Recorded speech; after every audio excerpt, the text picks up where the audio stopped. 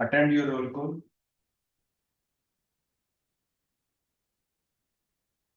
शोभा, कीर्ति, वर्षा, अंजलि, खुशी, कविता, गरिमा, निशांत, ईशा, पंकज, प्रशांत, पूजा, प्रिया,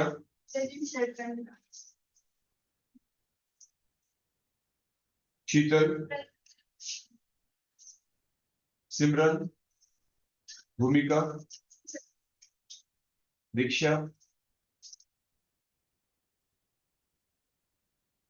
खुशी, रेनू,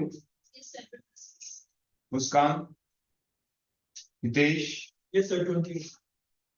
तमन्ना, नैन्सी, ज्योति, प्रियंका, दीपांशु, सारिका, मुस्कान, साक्षी, अदिति, ज्योति, आर्यन, लक्ष्मी, नैना, संजू, सिद्धार्थ, रिया, तनु, सानू, अंजलि, वंश, मन, हर्ष, रिंकी, मुस्कान, विधि। और कोई स्टूडेंट? हो गई सभी की अटेंडेंस?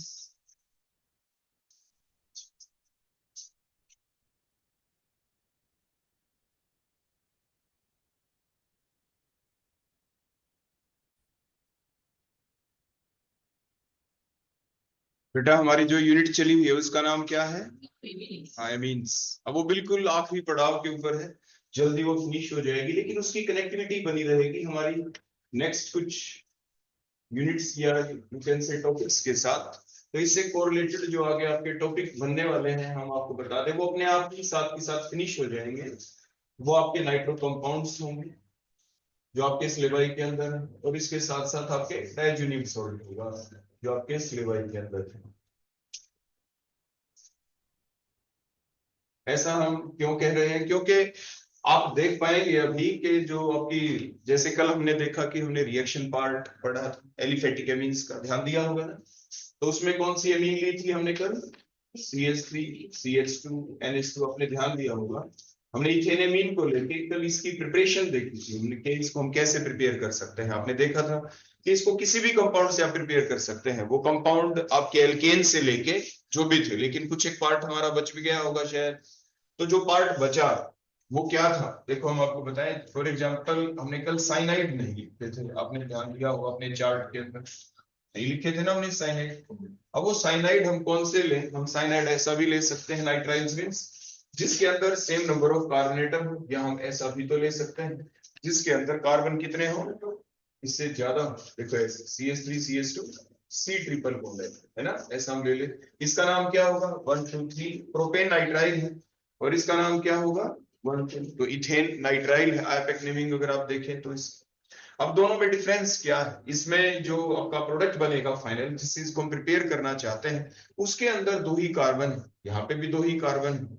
तो मीन्स, और फिर डिफरेंस क्या दिख रहा है? डिफरेंस अगर आप देखें तो एक ही सिंपल डिफरेंस है। देखो CH3 यहाँ, CH3 इसमें भी है, कार्बन नाइट्रोजन यहाँ पे भी है। एक्स्ट्रा चीज क्या दिखाई दी कि कार्बन नाइट्रोजन के जो ट्रिपल बॉन्ड है आपके, जिसमें 2 पाई बॉन्ड है, अगर वो किसी तरीके से टूट जाए और वहां पे क्या जाके लग जाए? H, तो हमारा जो फाइनल प्रोडक्ट हमें मिल जाएगा। तो H लगाने वाली प्रोसेस को कहते क्या है? रिडक्शन होती है। क्या होती है आपकी? इट मीन्स आप रिडक्शन करेंगे, इट मीन्स कोई रिड्यूसिंग एजेंट डालेंगे। रिड्यूसिंग एजेंट कौन? जो आमतौर पर हम यूज ही करते आए हैं। फॉर एग्जाम्पल आप यहाँ पे लीथियम एल्यूमिनियम हाइड्राइड डाल सकते हैं। फॉर एग्जाम्पल कल जैसे मैंने लिखा था, आप सोडियम ऑब्लिक में इथेनॉल आप डाल के हीट कर सकते हैं। सोडियम इथेनॉल डालें तो फिर उसका नाम क्या होगा? सोडियम इथेनॉल डाले तो उसका ना एक स्पेशल नाम भी है, नेम रिडक्शन है ये आपकी, साइनाइड वाली यूनिट के अंदर आती है ये, बोलो उसका नाम क्या है, मेंडियस रिडक्शन कहते हैं आप। लेकिन अगर आप लिथियम एल्यूमिनियम हाइड्राइड डालेंगे तो उसे मेंडियस रिडक्शन नहीं कहेंगे। यूज दोनों में से आप कोई भी कर सकते हैं, आप लिथियम एल्यूमिनियम हाइड्राइड ले लें, चाहे आप क्या ले लें, सोडियम ऑब्लिक में इथेनॉल आप डाल दें। फिर ये जो चीज अभी हमने यहाँ पे डाली, तो आप दिमाग में ये बात आती है कि ये रिएक्शन आखिर ऐसे चलती कैसे है। देखो, जब आप +1 में थे तो उस वक्त आपने एक यूनिट पढ़ी थी ना, हाइड्रोजन कंपाउंड, उसमें आपने पढ़ा था कि किस तरीके से हाइड्रोजन गैस को प्रिपेयर किया जाता है, किस टाइप से H को प्रोड्यूस करवाना होता है किसी रिएक्शन के दौरान। तो आप ये जानते हैं सोडियम और इथेनॉल के अंदर भी अगर आप देखो इसी टाइप से देखें, देखो ये सोडियम हो गया, ये अगर हम लिख दें इथेनॉल, मतलब अगर हम सिंपल ROH लिख दें, R की वैल्यू C2H5 है, तो ग्रुप 1 एलिमेंट है सोडियम, एटॉमिक नंबर 11, एक इलेक्ट्रॉन लॉस करके ये पॉजिटिव बनना चाहेगा, मींस अपना एटॉमिक नंबर 10 करना चाहेगा, नियोन जैसा करना चाहेगा, ग्रुप 18 जैसा फुलफिल्ड होना चाहता है। लेकिन ये ऐसा करे कब, ये अपने इलेक्ट्रॉन को लॉस ऐसे तो कर नहीं सकता, क्योंकि आपने पढ़ा था रेडॉक्स रिएक्शन के बारे में, मींस जो ये दो रिएक्शन होती है, लॉस ऑफ इलेक्ट्रॉन और gain of electron process, they takes place simultaneously, they takes place parallel to each other, they are complementary to each other, ये एक दूसरे की पूरक है, एक दूसरे के बिना ये अधूरी है। तो ये इलेक्ट्रॉन लॉस तो कर देगा, लेकिन तब जब कोई गेन करने वाला यहाँ पे कौन, ऑक्सीजन है, दोनों इलेक्ट्रॉन यहाँ पे अपनी तरफ लिए due to their more electronegative nature, और H पॉजिटिव जो बना, अब इसको इलेक्ट्रॉन चाहिए, तो ये इलेक्ट्रॉन इस H पॉजिटिव ने लिया, और बोलो क्या जनरेट हो गया, H, आपका रिएक्टिव हाइड्रोजन बन गया, यहाँ पे नेसेंट हाइड्रोजन आपकी बन गई। ये H अकेला अनस्टेबल है, H दूसरे H से मिलेगा, H2 गैस बन जाएगी, लेकिन वो तब बनेगी अगर हम इसको अलग से प्रिपेयर कर रहे हो तो, लेकिन अगर हम इसको रिएक्शन मिक्सचर में डाल दे तो क्या होगा, जो भी H बनते चले जाएंगे ये साइमल्टेनियसली यहाँ पे इस पर्टिकुलर कंपाउंड की क्या करते चले जाएंगे, रिडक्शन, रिडक्शन होती चली जाएगी, स्टेप से H मिल जाता है। मतलब सोडियम इथेनॉल का जो ये मिक्सचर था, आमतौर पे हम इथेनॉल ले लेते हैं, तो सोडियम इथेनॉल का जो मिक्सचर हमने लिया, ये आपकी पर्टिकुलर जो रिएक्शन थी, सोडियम ऑब्लिक में इथेनॉल हमने लिखा, और नाम बोलो, मैंने अभी भी क्या बताया था इसका नाम, ये मेंडियस रिडक्शन, मेंडियस रिडक्शन। और इसके द्वारा बन क्या जाती है, बोलो आपकी एमीन्स, आपके साइनाइड की रिडक्शन कर देते हैं, कंप्लीट रिडक्शन है इसकी। की बजाय अगर हम जो साइनाइड है अगर हम उसमें डाल देते TnHCl, उसी टाइप से SnCl को ले गया अपने साथ, SnCl2 बन गया, H निकल गए, रिडक्शन हो जाएगी। तो इस पर्टिकुलर रिडक्शन का भी एक नाम है, इसे आप स्टीफंस रिडक्शन कहते हैं, आप इसे क्या कहते हैं, that called as a Stephens reduction. लेकिन ये पार्शियल रिडक्शन होगी, पार्शियल रिडक्शन का मतलब आपके दोनों पाई बॉन्ड ब्रेक होंगे नहीं, तो होगा क्या, एक पाई बॉन्ड बच गया, रिडक्शन हुई, रिप्लेसमेंट आपके जो वैलेंसी कंप्लीट H के द्वारा होगी, इमीन्स बन गए, इमीन्स बन गए, तो इट मींस हमें आपको ऐसा रिड्यूसिंग एजेंट लेना होगा जो इसकी कंप्लीट रिडक्शन करवा दे। वो तो ये भी थे, यहाँ पे थे, लिथियम एल्यूमिनियम हाइड्राइड आप डाल सकते हैं इसमें, सोडियम इथेनॉल आप डाल सकते हैं, H2 ऑब्लिक में Ni आप डाल सकते हैं, तो ये डाल के आप इसकी रिडक्शन कर देंगे, और फिर आपका एमीन्स आपको फिर से मिल जाते हैं। कहने का अभिप्राय क्या है कि आप ये कहेंगे सर जब डायरेक्ट हम इसको इसमें कन्वर्ट कर सकते हैं तो ये स्टेप हम फॉलो क्यों करें, वो इसलिए करें कि हो सकता है कि हमें ये पर्टिकुलर कंपाउंड बनाना पड़ जाए। फिर आपके दिमाग में क्वेश्चन आया सर हमें बनाना ही क्यों पड़ेगा, बनाना इसलिए पड़ेगा क्योंकि इससे पहले भी तो आपको जो प्रीवियस यूनिट थी, इससे पहले जो हमने आपको पढ़ाई जिसका नाम एल्डिहाइड कीटोन्स था, जो आपके इसी सेमेस्टर के अंदर आपके सिलेबस के अंदर है, तो उसके दौरान आपने प्रिपरेशन पढ़ी थी ना आपके एल्डिहाइड कीटोन्स की, जब भी आपको बताया गया था कि मान लीजिए आपके पास ये साइनाइड है, आपने इसकी पार्शियल रिडक्शन कर दी, आपके पास इमीन्स बन गए, इमीन्स बनने के बाद अगर आप इनकी कर देते हैं हाइड्रोलाइसिस, क्या करेंगे बोलो, तो क्या होगा हाइड्रोलाइसिस करेंगे तो ये जो दो बॉन्ड है यहाँ पे, इसके ऊपर स्लाइट नेगेटिव चार्ज है, यहाँ पे स्लाइट पॉजिटिव होगा, because nitrogen is more electronegative than carbon, तो नेगेटिव की तरफ वाटर के कौन आएंगे बोलो, H पॉजिटिव इधर आएंगे, और इधर बोलो कौन आएगा, OH नेगेटिव, और एक कार्बन के ऊपर एक से ज्यादा OH लगे तो कंपाउंड क्या होता है, unstable, I mean simultaneously water loss भी होगा। तो यहाँ से अमोनिया निकला, यहाँ से वाटर निकला, और CHO लग गया, मतलब यहाँ पे आपके सामने बोलो कौन मिल गए थे हमें, CHO मींस एल्डिहाइड आपके प्रिपेयर हो गए थे। तो आपके क्योंकि सिलेबस के अंदर हम आपको फिर बता दें, आपके सेक्शन जरूर बना रखे होते हैं एग्जाम, आपके एग्जामिनेशन पॉइंट ऑफ व्यू से आपने देखा होगा ना कि आपके पहला सेक्शन है मान लीजिए IR स्पेक्ट्रोस्कोपी, फिर उसके बाद मान लीजिए दे रखा है एल्डिहाइड कीटोन, मान लीजिए फिर आपके दे दिया मीन्स वाला चैप्टर। लेकिन आप ऐसा नहीं कह सकते कि ऑर्गेनिक केमिस्ट्री है ही ऐसी केमिस्ट्री, वो इंटरमिक्सिंग चलती है, क्योंकि हर फंक्शनल ग्रुप की यूटिलाइजेशन उसमें होती है, तो आप ऐसा कभी भी नहीं कह सकते कि सर ये जो है ना ये पोर्शन आपके ये एमीन में भी आ सकता है कन्वर्जन, आपके कन्वर्ट जब हम करते हैं ये साइनाइड को हमने किस में कन्वर्ट किया, इथेनॉल के अंदर, तो बीच में इमीन्स बन गई ना, आपका एमीन पार्ट आ गया, तो यानी कोई भी रिएक्शन कहीं पर भी दी जा सकती है जो उससे कोरिलेशन में आ जाए। आपके ये जो रिएक्शन है क्योंकि इसमें इमीन्स बन गए, एल्डिहाइड भी बनता है, तो एल्डिहाइड वाले पोर्शन के अंदर आपसे पूछ ले सकते हैं ना ऐसे करके, तो आपको ध्यान रखना है। तो कहने का अभिप्राय क्या था, साइनाइड से फिलहाल हमारा पर्पस था प्रिपरेशन ऑफ एमीन का बचा हुआ पार्ट देखने का। तो आपने देखा कि साइनाइड से आप एमीन को कैसे प्रिपेयर कर सकते हैं, कन्वर्जन आ सकते हैं, आपका ये भी तो आ सकता है कि यहाँ पे इस रिएजेंट को ना लिखे TnHCl को यहाँ पे ए लिख दें, एग्जाम में आता है ना फाइंड आउट ABC करके आपके क्वेश्चन आते हैं कि ये बन गया, बोलो ये ए कौन है, फिर ये इसमें कन्वर्ट हो गया, बोलो ये बी कौन है, फिर तो आप मजबूर हो गए ना लिखने के लिए, यहाँ पे तो आपको लिखना ही पड़ेगा TnHCl इज द आंसर, यहाँ पे आपको लिखना ही पड़ेगा लिथियम एल्यूमिनियम हाइड्राइड लिख दे तो ठीक, किसी बच्चे ने सोडियम इथेनॉल लिख दिया तो वो भी ठीक है ना, क्योंकि दोनों के दोनों रिएजेंट यही काम कर सकते हैं। और इसमें फर्दर यहाँ पे मान लीजिए सी लिखा आ जाए तो बोलो कौन, यहाँ पे इथेनॉल बन गया।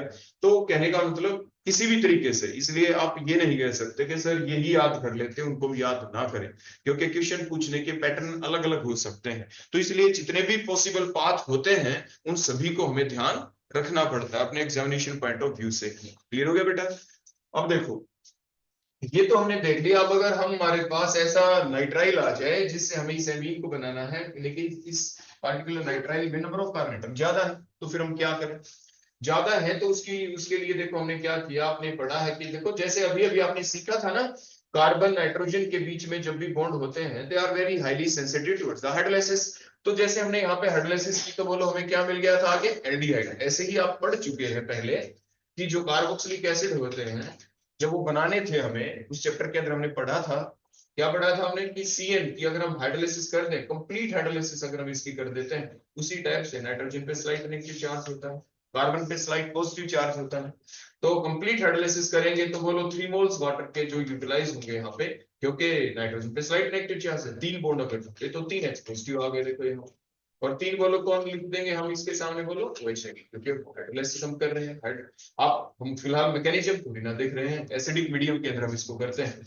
तो हुआ क्या, यहाँ से तो अमोनिया निकल गया, एक कार्बन के ऊपर एक से ज्यादा OH हो तो अनस्टेबल होता है, तो दोबारा से बोलो क्या लॉस हुआ, यहाँ से बच क्या गया COOH मींस कार्बोक्सिलिक एसिड। कहने का अभिप्राय कि जब आपने यहाँ पे हाइड्रोलाइसिस कर दी, एसिडिक हाइड्रोलाइसिस कर दी, तो आपने क्या देखा, क्या मिल गया हमें यहाँ पे, देखो ये CH3 ये CH2 है, और बोलो यहाँ पे कौन, C डबल बॉन्ड OH मिल गया ना कार्बोक्सिलिक एसिड।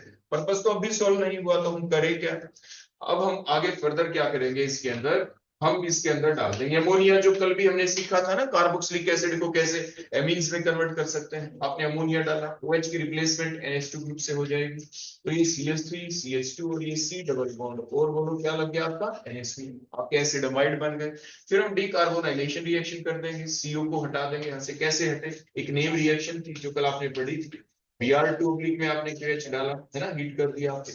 होफमान साइंटिस्ट का नाम था, ब्रोमीन डाली एमाइड के अंदर डाली, तो होफमान ब्रोम एमाइड रिएक्शन थी जिससे आपके अमीन्स बन जाते हैं। तो इस तरीके से आपने जो ये पार्टिकुलर आपका 1 2 3 कार्बन वाला मतलब प्रोपेन नाइट्राइल को आपने किस में कन्वर्ट कर दिया, इथेन एमीन के अंदर आपने कन्वर्ट कर दिया। आगे बात समझ में?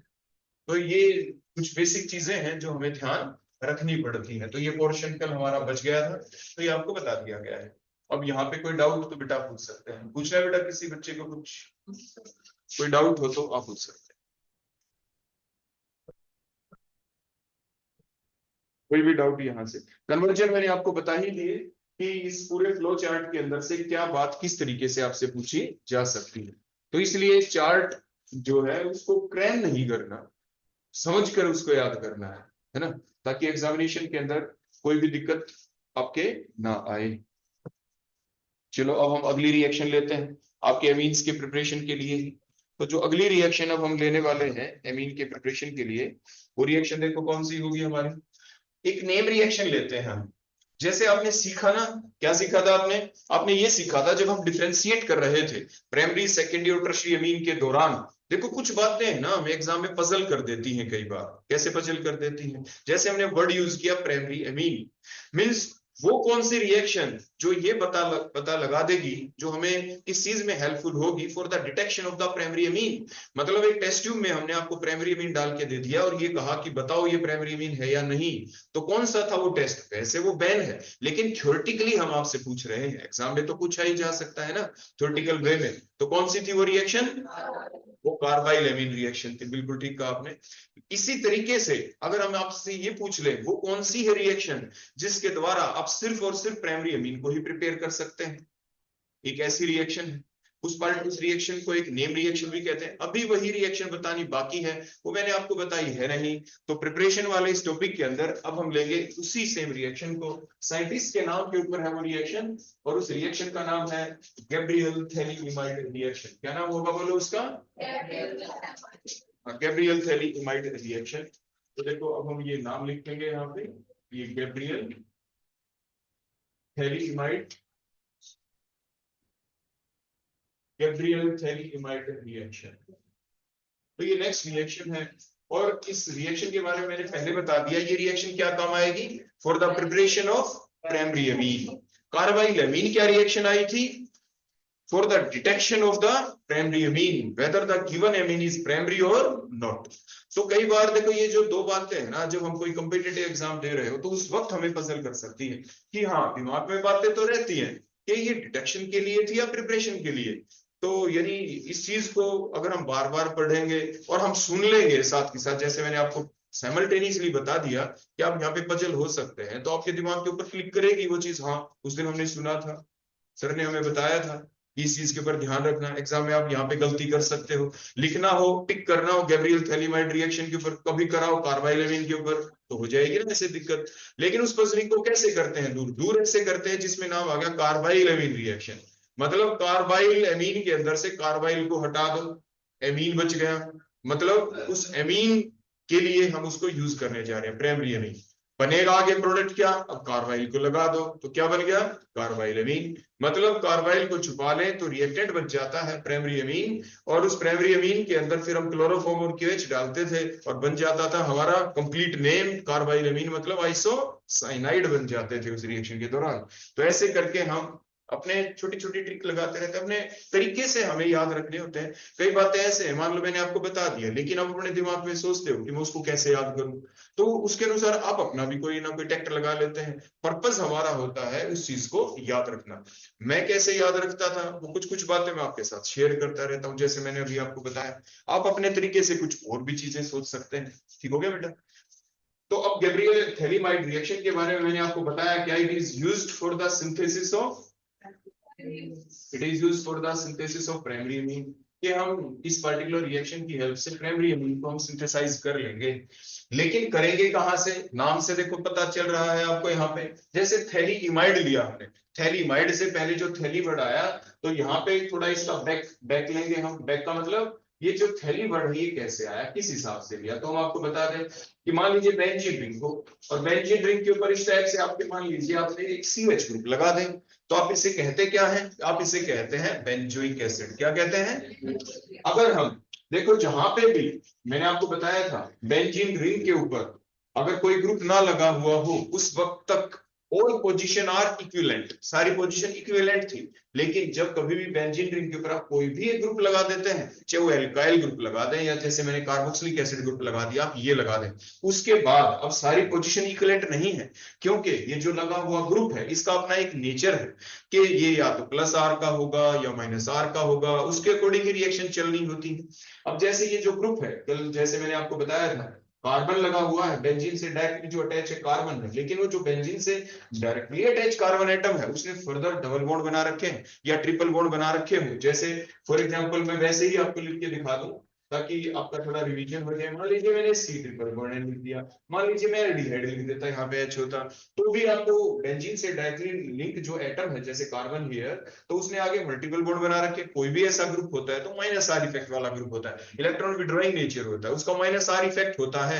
बेंजीन रिंग के इलेक्ट्रॉन्स को अपनी तरफ वो अट्रैक्ट करता है, जिसकी वजह से बेंजीन रिंग के ऊपर से इलेक्ट्रॉन डेंसिटी डिक्रीज हो जाती है। ठीक हो गया ना इतना? लेकिन वो डिक्रीज हो जाती है ऑर्थो और पैरा से। अब दूसरी चीज जो पजलिंग की होती है बच्चों के सामने, मैं आपको फिर याद दिला दूं होती क्या। मान लीजिए मैंने आपने ध्यान दिया ना, मैंने इस बेंजीन रिंग को ऐसे बना के इस बेंजीन रिंग के ऊपर बिल्कुल टॉप वाली पोजीशन पे ना लगा के मैंने साइड में लगा दिया सीवेज, है ना। बच्चे अक्सर क्या कर लेते हैं, बच्चे ऐसे याद कर लेते हैं जब वो क्रैम करते हैं उस चीज को कि ये जो बेंजीन रिंग है, इसमें भी कई बार हम पूछते हैं वाइवा में, तो हम पूछते हैं बेटा बताओ इसमें ऑर्थो मेटा पैरा पोजीशन कौन सी है, तो वो इस चीज को भूल जाते हैं कि बेंजीन के ऊपर कोई ग्रुप लगा हुआ है कि नहीं, वो इसमें भी बताना शुरू कर देते हैं। वो ऐसे याद रखते हैं कि बस टॉप को छोड़ के अगली दो पोजीशन बोलो क्या है, ये ऑर्थो है, और उससे अगली दो पोजीशन क्या है, मेटा है, ऐसे याद करते हैं। उससे लास्ट वाली जो नीचे पोजीशन बच गई वो बोलो क्या है, पैरा है, वो ऐसे दिमाग में इमेज बना लेते हैं। लेकिन मैंने बताया ये तो प्योर बेंजीन है ना, इसमें हम ortho meta para word use कर ही नहीं सकते, because all position are equivalent. अब दूसरी गलती देखो, हमने क्या किया, हमने सीएन ग्रुप लगा दिया आपकी बार, और फिर से एक क्वेश्चन पूछा, बच्चे को फिर भी वही चीजें याद थी, उस बच्चे ने बता दिया सर जो ये अगली जो दो पोजीशन है ये ऑर्थो है, उससे अगली दो पोजीशन बोलो क्या है, मेटा है, और लास्ट वाली जो पोजीशन है वो बोलो क्या है, पैरा है। तो अब की बार क्योंकि उसके दिमाग में इमेज थी और वो क्वेश्चन अपने आप ही ठीक हो गया। लेकिन वही सेम क्वेश्चन फिर उधर हमने पूछा जो बेंजोइक एसिड की स्ट्रक्चर बनाई है, जिसमें इधर हमने CH लिख दिया, वो इस देखो टॉप वाली को छोड़ के इस पोजीशन को वो क्या बोल रहा है, ऑर्थो, उसी टाइप से क्योंकि इमेज थी, और अगली पोजीशन को वो क्या बोलता है, मेटा, और लास्ट वाली पोजीशन को वो क्या बोलता है, पैरा। यानी ऐसे वो फिर गलती हो जाती है यहाँ पे, एक गलती यहाँ हुई, ये वैसे ठीक हो गई है ना, क्योंकि उसके दिमाग में इमेज थी। यहाँ पे हमने स्ट्रक्चर को ऐसे ड्रा कर दिया, वो गलती फिर से हो गई, उसने फिर से वो गलती दोहरा दी। कहने का अभिप्राय हमें ध्यान क्या रखना है कि बेंजीन रिंग के ऊपर जब कभी भी कोई भी एक ग्रुप लगा हुआ हो, सिर्फ एक ग्रुप, तो उस वक्त जो भी वो कार्बन होता है जिसके ऊपर वो ग्रुप लगा, तो उस पार्टिकुलर कार्बन को हम इप्सो कार्बन एटम कहते हैं। क्या कहते हैं बोलो उसे, हम इप्सो कार्बन एटम कहेंगे। ठीक हो गया। तो ये जो बेंजीन रिंग का ये कार्बन जिसके ऊपर ये सीवेज ग्रुप यहाँ पे लगा हुआ है, ये जो कार्बन हो गया ये इप्सो कार्बन एटम है। उसके बाद उससे अगले जो दो कार्बन है राइट लेफ्ट इधर, ये ऑर्थो है, ऐसे उधर ये भी ऑर्थो पोजीशन है। अब अगली पोजीशन मेटा है, उससे अगली पोजीशन ये मेटा थी, देखो दोनों साइड में, और लास्ट वाली बिल्कुल उसके अपोजिट वो पैरा पोजीशन थी। ऐसे आपको ध्यान रखना है। क्लियर हो गया ना इतना? चलो इतना तो ध्यान आपने रख लिया। अब उसके बाद अगला पॉइंट जो मैं बताने वाला था कि ये मैंने क्यों कहा इतना कि ऑर्थो मेटा पैरा, ये इतनी बातें मैंने क्यों बोल दी, इसलिए बोल दी क्योंकि अगला कंपाउंड जो हम यहाँ पे आपके सामने स्ट्रक्चर ड्रा करने वाले हैं वो ये कि जिस भी कार्बन के ऊपर आपने CH ग्रुप लगाया था उससे नेक्स्ट मींस ऑर्थो पोजीशन के ऊपर अगर हम CH ग्रुप लगा देते हैं तो ये थैलिक एसिड है। बोलो कहते हैं इसे क्या है। लेकिन इसकी पैरा पोजीशन, तो पैरा का तो पहले हमें पता होना चाहिए ना, पैरा कौन सी है। पैरा मींस इसके जस्ट ऑपोजिट वाली। अगर हम यहाँ पे लगा देते CH ग्रुप, देखो इस टाइप से CH, तो इसे आप टरथैलिक एसिड कहते हैं। क्या कहते हैं, TER, टर लगा देते। पॉलीमर वाले चैप्टर के अंदर आपने पढ़ा होगा, जब आप पॉलीमर सिंथेसाइज कर रहे थे उस वक्त इसको यूज भी किया गया था। आप जब पॉलीमर वाली यूनिट पढ़ते हैं, +2 में भी थी आपके, अब फाइनल ईयर में भी आपके आगे जाके आ जाएगी, तो आप पढ़ेंगे तो टरथैलिक एसिड। फिलहाल हमें टरथैलिक एसिड की जरूरत नहीं, हमें जरूरत है यहाँ पे थैलिक एसिड की। तो स्ट्रक्चर ये हो गई थैलिक एसिड। अब जो थैलिक एसिड है जिसमें P साइलेंट होता है, इसे देखो PH ये साइलेंट होता है क्योंकि थैलिक यहाँ से स्टार्ट होता है, THALIC है ना, तो ये आप ध्यान रखेंगे। उसके बाद हमने इसमें डाला देखो अमोनिया। जैसे ही हमने इसमें अमोनिया डाला तो देखो सिंपल, यहाँ से वाटर लॉस, यहाँ से वाटर लॉस। रिएक्शन किसको कहते हैं, जिसमें पुराने बॉन्ड टूट जाए और नए बॉन्ड बन जाए।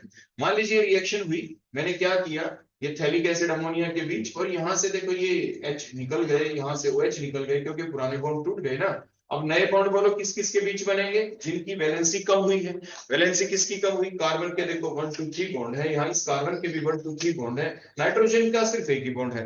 तो इस कार्बन को एक बॉन्ड पूरा करना है, नाइट्रोजन के साथ बॉन्ड बनाना है। इस कार्बन को भी एक बॉन्ड करना है, नाइट्रोजन के अपने आप 2 बॉन्ड पूरे हो गए, वैलेंसी सभी की कंप्लीट। अब जो ये कंपाउंड बना यहाँ पे, इस कंपाउंड का नाम क्या है, थैलीइमाइड, क्योंकि CONH2 पूरा होता तो एमाइड था, अब ये इमाइड है, थैलीइमाइड कहते हैं आप इसे, क्योंकि थैलिक एसिड से बना है।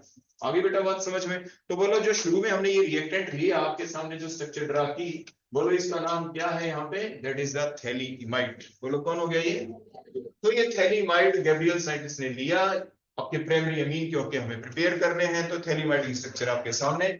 अब इस थैलीइमाइड के अंदर आपने डाल दिया देखो बेस, यहाँ पे बोलो क्या डाल दिया, बेस के पॉजिटिव H नेगेटिव ले लिया। नाइट्रोजन क्योंकि मोर इलेक्ट्रॉन एक्टिव है, और ये जो बेस है, बेस क्यों, क्योंकि ये जो नेगेटिव चार्ज स्पीसी है QH में अपने इलेक्ट्रॉन H को दे रही है, so called here the base.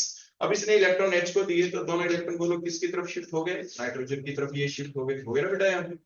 तो अगला जो इंटरमीडिएट यहाँ पे आपके बना, ये बेंजीन रिंग हमने देखो एज सच यहाँ पे ड्रा कर दिया, ये C डबल बॉन्ड O, इधर भी देखो ये C डबल बॉन्ड O, ये N था, क्योंकि NH बॉन्ड के दोनों इलेक्ट्रॉन नाइट्रोजन के पास देखो अपना इलेक्ट्रॉन भी आ गया, H वाला इलेक्ट्रॉन भी आ गया, एक एक्स्ट्रा इलेक्ट्रॉन नाइट्रोजन पे आया तो इसके नेगेटिव चार्ज नेगेटिव के पास बोलो कौन घूमता रहेगा, कोई पॉजिटिव काउंटर आयन तो रहेगा ना, नेगेटिव का काउंटर आयन पॉजिटिव आयन है, और निकल गया कौन बोलो यहाँ से OH नेगेटिव H मिलके वाटर लॉस हो गया था यहाँ पे, तो ये इंटरमीडिएट बन गया। अब आगे क्या करें हम, अब देखो ये जो रिएक्शन है ना बेटा 2 चैप्टर में आ जाती है, बल्कि 3 चैप्टर में आ जाती है। कैसे, ये जो आपने जो रिएक्टेंट लिया था, ये जो बनाया था इंटरमीडिएट, ये कहां से बना था, कार्बोक्सिलिक एसिड से अमोनिया डाल के ये पर्टिकुलर आपका बन गया था। अब ये थैलीमाइड जो आपका आ गया, उसके बाद जो ये इंटरमीडिएट बन गया है यहाँ पे, अब हमें बनाने एमीन्स है। अब जो भी एमीन आपको बनाने हैं, फॉर एग्जांपल मान लीजिए एग्जाम में आपके ये आ गया कि आप है ना मीथेन एमीन प्रिपेयर करें by using the Gabriel phthalimide reaction, exam में अगर ये आ जाए कि प्रिपेयर करें CH3 CH2 NH2, क्योंकि प्राइमरी एमीन ही हमें लिखना है, NH2 ग्रुप तो होना ही चाहिए, क्योंकि NH3 कौन था, अमोनिया, NH3 का एक ही H हटाना है, एक ही R ग्रुप लगाना है, तभी तो वो प्राइमरी एमीन कहलाएगा, मतलब प्राइमरी एमीन मीथेन एमीन हो, आपका इथेन एमीन हो, जो भी आपसे एग्जाम में बनवाए, तो जो भी आपको बनाना होगा आप अगले स्टेप में करेंगे क्या, इस रिएक्शन के अंदर अब हम जो रिएजेंट डालेंगे वो कोई एल्काइल हैलाइड होगा, उस एल्काइल हैलाइड का ये जो R ग्रुप जो भी आपको बनाना है पर्टिकुलर एमीन, तो ये जो R है इसी R वाला आपका एल्काइल हैलाइड होना चाहिए। जैसे फॉर एग्जांपल हमें मीथेन एमीन ही बनाना है, तो फिर आप बोलो यहाँ पे क्या ले लेंगे CH3 और बोलो क्या Cl, ये हमने ले लिया। एल्काइल हैलाइड के अंदर जो कार्बन जिस पे हैलोजन है, कार्बन के ऊपर स्लाइट पॉजिटिव चार्ज होगा, और बोलो हैलोजन पे क्या होगा, स्लाइट नेगेटिव चार्ज, क्योंकि हैलोजन मोर इलेक्ट्रोनेगेटिव है, थोड़े इलेक्ट्रॉन सिग्मा बॉन्ड के उसकी तरफ डिस्पर्स हो गए। अब होगा क्या, ये नाइट्रोजन जिसके ऊपर नेगेटिव चार्ज है, ये अपने इलेक्ट्रॉन कार्बन को देगा यहाँ पे, क्योंकि नेगेटिव चार्ज स्पीसी को डोनेट करिए, खुद इतनी बड़ी स्पीसी खुद एक न्यूक्लियोफाइल का काम कर रही है ना, क्योंकि कोई भी नेगेटिव चार्ज स्पीसी अपने इलेक्ट्रॉन अगर कार्बन को दे दे तो वो न्यूक्लियोफाइल, कोई भी नेगेटिव चार्ज स्पीसी अपने इलेक्ट्रॉन H को दे दे तो बेस, तो बोलो कौन, बेस। आगे बात समझ, तो हुआ क्या कि ये नेगेटिवली चार्ज स्पीसी जो यहाँ पे खुद एक न्यूक्लियोफाइल का काम कर रही है, एल्काइल हैलाइड के साथ रिएक्शन हुई तो कार्बन को इलेक्ट्रॉन डोनेट किए, मींस कार्बन के साथ बॉन्डिंग होगी, और कार्बन की वैलेंसी इस कार्बन की मिथाइल वाले कार्बन की ऐसे तो बढ़ जाएगी, 5 बॉन्ड हो जाएंगे। मेंटेन कैसे करें, हेल्प की Cl ने, Cl दोनों इलेक्ट्रॉन लेके निकल गया, ये K पॉजिटिव है, Cl क्योंकि Cl आपका निकल गया, और यहाँ पे जो आपको नेक्स्ट स्ट्रक्चर आपके सामने बनी देखो वो कुछ ऐसे बन गई, ये बेंजीन रिंग देखो हमने यहाँ पे ऐसे आपके लिए ड्रा किया, ये C डबल बॉन्ड और कार्बोनिल ग्रुप दो दो है, उसके बाद ये N है और ये H आपके बॉन्डिंग हो गई, और N का देखो नया बॉन्ड जो बना, ये दो डॉट थी ना, ये दो इलेक्ट्रॉन से नया बॉन्ड किसके साथ, इस कार्बन के साथ, जो बोलो कौन था ये CH3, और ये आपका निकल गया। उसके बाद अब आखिरी स्टेप, अब हम क्या करें, आखिरी जो स्टेप होगी हमें बनाना क्या था, जैसे हमने कहा था ना चलो हम मीथेन एमीन बना लेते हैं, तो मीथेन एमीन बनाना था, इसलिए तो हमने एल्काइल हैलाइड का जो R लिया वो CH3 ले लिया था। अब एक ही स्टेप आपकी बाकी रह गई, वो क्या करें, आपने पढ़ा था carbon nitrogen bond are sensitive towards the hydrolysis, हमने हाइड्रोलाइसिस कर दी ऐसे, इसके ऊपर स्लाइट नेगेटिव चार्ज है, कार्बन के ऊपर बोलो क्या होगा, स्लाइट पॉजिटिव, तो इधर क्या लगेंगे बोलो H पॉजिटिव, उधर क्या लगेगा OH नेगेटिव, ऐसे ही ये बॉन्ड का भी क्लीवेज होगा, इधर क्या लगेगा H पॉजिटिव और इधर क्या OH नेगेटिव, तो ओवरऑल यहाँ पे CH3 NH2 आपके बन गए, बन गया ना आपका, आपने की क्या है बोलो यहाँ पे हाइड्रोलाइसिस, साइड प्रोडक्ट क्या बन गया, साइड प्रोडक्ट वही बन गया जो शुरू में हमने आपको लेके दिखाया था, कार्बोनिल ग्रुप के साथ इधर भी OH इधर भी OH, means phthalic acid is the side product. तो ये रिएक्शन देखो आपके कार्बोक्सिलिक एसिड में कैसे काम आई, मान लीजिए आप इस रिएक्शन को स्टार्ट करते हैं थैलिक इमाइड से ही, तो इस रिएक्शन के द्वारा आप थैलिक एसिड भी प्रिपेयर कर सकते हैं, बोलो क्या प्रिपेयर कर सकते हैं, थैलिक एसिड आपका बन गया ना थैलिक एसिड, और मेन जो ये रिएक्शन थी ये हमारे काम आई इस प्राइमरी एमीन को बनाने के, तो वो आपका साइड प्रोडक्ट बन गया, चाहे तो हम उसको रख लेंगे अपने कहीं और काम आ जाएगा, लेकिन मेन प्रोडक्ट हमारा इस पर्टिकुलर रिएक्शन के दौरान कौन बना, ये प्राइमरी एमीन। आगे बेटा बात समझ में आई, तो ये थी गैब्रियल थैलीमाइड रिएक्शन जो कि हम यूज करते हैं, क्या काम करने के काम आई बोलो, ये for the preparation of the primary amine. अब अगला क्वेश्चन ये आया यहाँ पे, ध्यान से सुने अब अगला इंपॉर्टेंट क्वेश्चन आमतौर पे जो एग्जाम में पूछा जाता है वो ये कि जो जैसे अभी आपको बताया गया कि सर हम प्राइमरी एमीन तो बना लेंगे, अब मुझे कह देंगे ऐसा, लेकिन अगर आपके दिमाग में ये क्वेश्चन आए कि सर एक चीज बताएं, अगर हमें यहाँ पे हम आपको ये कह दें कि सर इस CH3 को हटाओ आप यहाँ से, है ना जो एमीन बनाना है, और आप यहाँ पे है ना बेंजीन रिंग ड्रा कर दें, बेंजीन रिंग ड्रा करके और आप इसके ऊपर सर NH लगा दें ऐसे, है ना, एनिलीन बना दें आप ऐसे। तो फिर आप ये कहेंगे सर अभी आपने ये बताया था कि जो भी हमें यहाँ पे एल्काइल हैलाइड लेना होता है वो एल्काइल हैलाइड हम कैसा लेंगे। आप ये देखेंगे कि जो भी हमें एमीन बनाना है इस NH2 को छोड़ के जो भी ग्रुप है वो वाला आप आपका पर्टिकुलर हैलाइड ले लेंगे। तो वो पर्टिकुलर हैलाइड ले लेंगे तो यहाँ पे बोलो हमें क्या ड्रा करना पड़ जाएगा, आप यहाँ पे बेंजीन रिंग को ड्रा करेंगे। मतलब आपको क्या लेना पड़ गया यहाँ पे, बताओ, क्लोरोबेंजीन। बोलो क्या लिया आपने, क्लोरोबेंजीन आपने लिया, यहाँ पे लेना पड़ा ना क्लोरोबेंजीन ऐसे। तो ये जो क्लोरोबेंजीन आपने यहाँ पे लिया, अब इसमें होगा क्या, इसके अंदर ये होगा यहाँ पे कि जो पर्टिकुलर आपने चैप्टर पढ़ा भी था, ध्यान दिया होगा आपने किस चीज के बारे में, इनकी रिएक्टिविटी के बारे में। क्या रिएक्टिविटी के बारे में, कि पहले तो हमने लिया था एल्काइल हैलाइड, लिया था ना, देखो ऐसे एल्काइल हैलाइड, देखो CH3Cl लिया था। और अब हमने ले लिया बोलो कौन, एराइल हैलाइड, क्लोरोबेंजीन हम देखो लेने जा रहे हैं ऐसे, क्लोरोबेंजीन। अब इन दोनों की रिएक्टिविटी में कुछ डिफरेंस है, एग्जाम में आपसे पूछते थे, क्योंकि ओवरऑल जो ये रिएक्शन यहाँ पे हुई है ये कैसी रिएक्शन थी, ये न्यूक्लियोफिलिक सब्स्टिट्यूशन रिएक्शन ही तो थी, जिसमें आपके ये पीछे से इतनी बड़ी स्पीसी थी, न्यूक्लियोफाइल ही थी ना, क्योंकि इस नाइट्रोजन स्पीसी ने अटैक कार्बन के ऊपर किया था, CH3Cl पे अभी आपने देखा था, और ये निकल गया था कौन, Cl निकल गया था यहाँ से, एक न्यूक्लियोफाइल दूसरा निकल गया था, तो न्यूक्लियोफिलिक सब्स्टिट्यूशन रिएक्शन थी। तो हमने एल्काइल हैलाइड वाली यूनिट में आपको पढ़ाया था, out of these two which is more reactive toward the nucleophilic substitution reaction. तो हमने देखा था कार्बन के साइड पॉजिटिव चार्ज है, इस पे नेगेटिव चार्ज है, लेकिन यहाँ पे ये जो आपका तीन तीन लॉन पेयर है, यहाँ पे क्लोरीन के पास ग्रुप 17 एलिमेंट है, तो वो एटम जो Cl है यहाँ पे जिसके पास लॉन पेयर है और ये डबल बॉन्ड के साथ ऑल्टरनेटिवली प्रेजेंट है, means this lone pair get involved in resonance, जिसकी वजह से क्या होगा, यहाँ पे कार्बन हेलोजन के बीच डबल बॉन्ड कैरेक्टर आ जाएगा। कैसा कैरेक्टर आ जाएगा, डबल बॉन्ड। और डबल बॉन्ड कैरेक्टर आने की वजह से ये डबल बॉन्ड को तोड़ना इजी नहीं होगा, एक तो आप ऐसे बताते थे, या दूसरा आप ऐसे बताते थे कि यहाँ पे जो कार्बन है इसकी हाइब्रिडाइजेशन बोलो क्या है, sp3 है, क्योंकि कार्बन के सारे सिंगल बॉन्ड है। यहाँ पे इस कार्बन की हाइब्रिडाइजेशन आप देखें तो बोलो क्या है, sp2 है, क्योंकि यहाँ पे तीन ही है ना सिग्मा बॉन्ड, एक तो पाई आ गया तो सिग्मा बॉन्ड इस कार्बन के 1 2 3 है, इसलिए हाइब्रिडाइजेशन sp2 है। sp3 होने की वजह से इसमें तो सिर्फ 25% s कैरेक्टर है, और इसके अंदर बोलो कितना हो गया, 33% एस कैरेक्टर है। आपने पढ़ा है कि जिसमें जितना ज्यादा एस कैरेक्टर होता है वो कार्बन या वो एटम उतना ही ज्यादा इलेक्ट्रोनेगेटिव होता है। तो ये कार्बन इलेक्ट्रोनेगेटिव ही ज्यादा है, इन Cl बॉन्ड के इलेक्ट्रॉन को ज्यादा अपनी तरफ खींचे रखेगा, ये CCl बॉन्ड की बॉन्ड लेंथ छोटी भी होगी, प्लस डबल बॉन्ड भी बन रहा है लॉन पेयर के इन्वॉल्वमेंट की वजह से, इसलिए इस बॉन्ड को तोड़ना इजी नहीं होगा। तो ये बॉन्ड टूटेगा नहीं, नहीं टूटेगा तो क्या होगा, मीन्स जब चाहिए न्यूक्लियोफाइल यहाँ पे अटैक करने के लिए आ जाए, चाहिए अपने इलेक्ट्रॉन लेके इस कार्बन के ऊपर अटैक करने के लिए यहाँ पे आ रहा है, अटैक करने का फायदा क्या, जब ये बॉन्ड ही नहीं टूटेगा, मीन्स फर्दर रिएक्शन चलेगी नहीं, मतलब एनिलीन बनेगा नहीं। कहने का अभिप्राय क्या हुआ कि आप इस गैब्रियल थैलीमाइड रिएक्शन के द्वारा एनिलीन को प्रिपेयर नहीं कर सकते हैं, क्योंकि यहाँ पे जो आपको लेना पड़ेगा क्लोरोबेंजीन, ये क्लोरोबेंजीन फर्दर रिएक्शन के अंदर अपनी इन्वॉल्वमेंट शो कर नहीं पाएगा, क्योंकि यहाँ पे कार्बन हेलोजन के बीच डबल बॉन्ड कैरेक्टर आ जाएगा, ये बॉन्ड स्ट्रॉन्ग होगा, जो ये पर्टिकुलर आने वाला न्यूक्लियोफाइल उस स्ट्रॉन्ग बॉन्ड को तोड़ नहीं पाएगा, इस Cl को रिप्लेस नहीं कर पाएगा। इट मींस आपकी गैब्रियल थैलीमाइड रिएक्शन के द्वारा आप एनिलीन को प्रिपेयर नहीं कर सकते। आगे बेटा बात समझ में। तो ऐसा एक रीजनिंग टाइप क्वेश्चन आपसे एग्जाम में पूछा जा सकता है। आपको कोई डाउट हो तो आप मेरे से पूछे, यहां तक कोई डाउट तो आप मेरे से पूछे। यहां तक के टॉपिक के अंदर देखो प्रिपरेशन पार्ट हमारा कंप्लीट हो गया है। कल जब आप आएंगे तो हम आपको रिएक्शन पार्ट कराएंगे इन्हीं एमीन्स का, और उसके अंदर कुछ और भी कंपाउंड आपके इन्वॉल्व हो सकते हैं। वैसे अभी हम आपको बता दें एक पार्ट और भी है, लेकिन अभी हमारा देखो थोड़ा सा समय थोड़ा कम है, इसलिए कल ही उसको बताएंगे। आपके जो एमीन्स है ना, जो हम एमीन्स को नाइट्रो कंपाउंड से भी प्रिपेयर कर सकते हैं, जो अभी तक हमने यहाँ पे आपको बताया नहीं।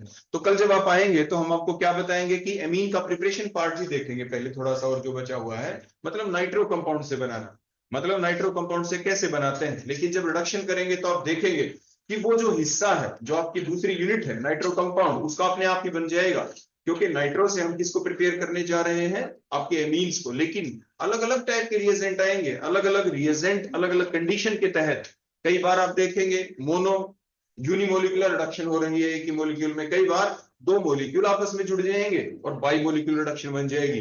जितनी भी ये बातें हैं करेंगे हम कल डिस्कस, आज के लिए इतना ही बेटा। अब कोई डाउट तो आप मेरे से जरूर पूछ सकते हैं, अदरवाइज आप जा सकते हैं। फिर अगली क्लास आ जाएगी बेटा।